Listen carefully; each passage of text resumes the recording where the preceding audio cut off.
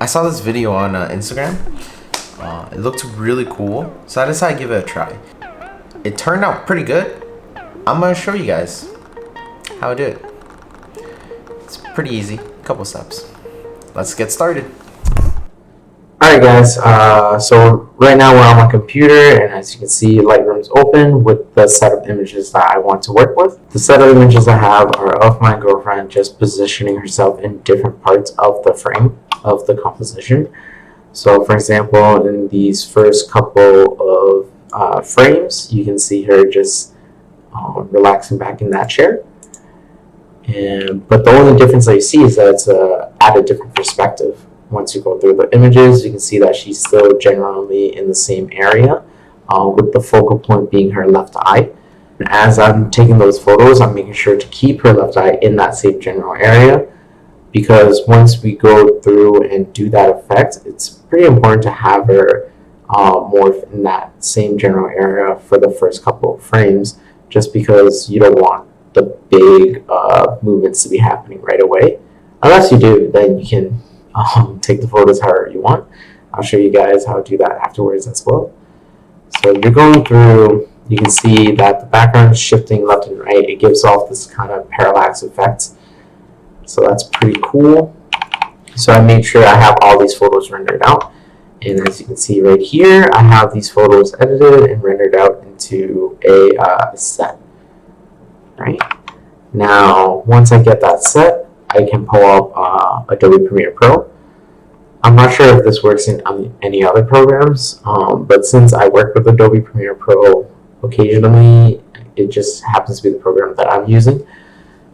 So I can hit Control-I to import in the images as an image sequence.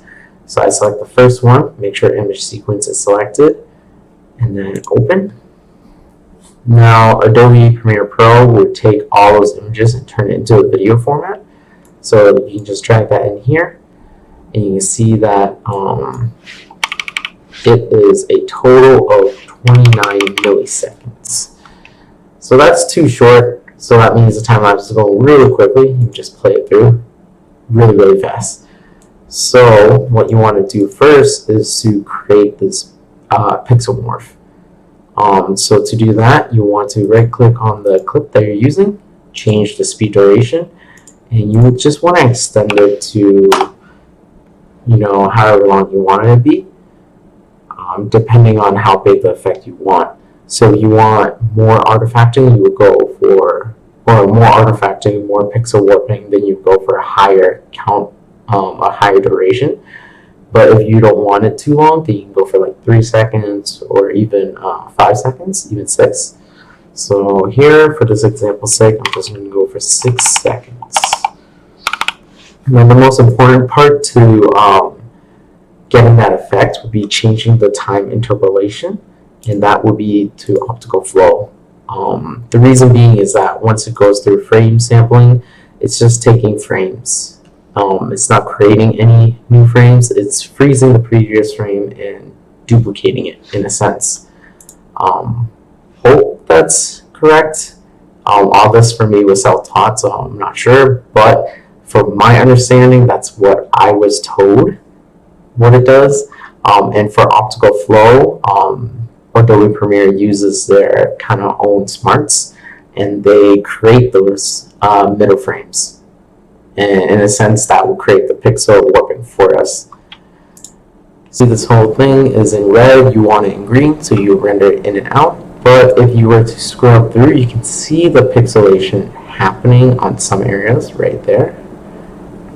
Once you just keep scrolling through, you can see a little bit of artifacting happening, like splotches and morphing that's going on. So it's already, at that point, it's very similar to what Gakuyan on Instagram does.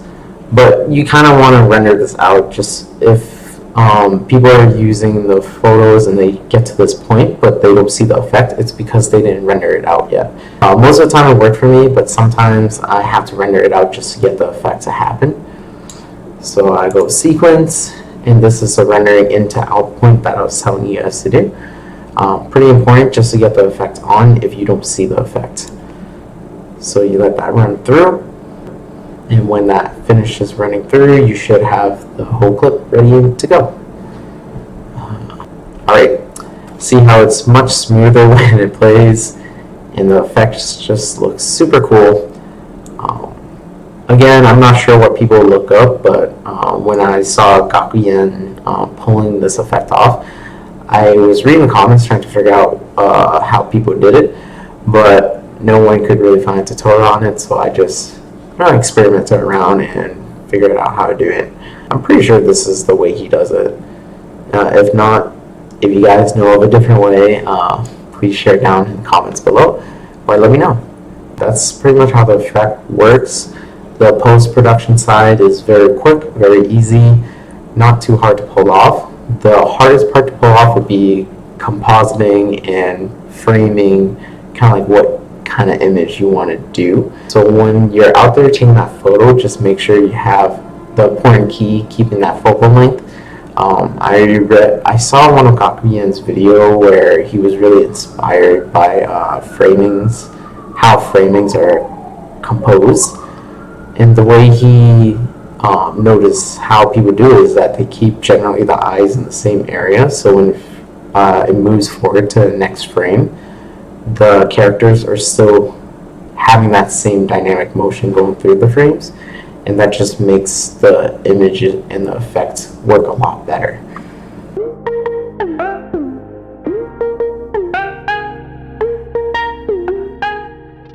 And that's how you make this Hyper 3D Stereoscopic effect. So if you guys end up liking that tutorial, please smash that like button and subscribe for more. Please.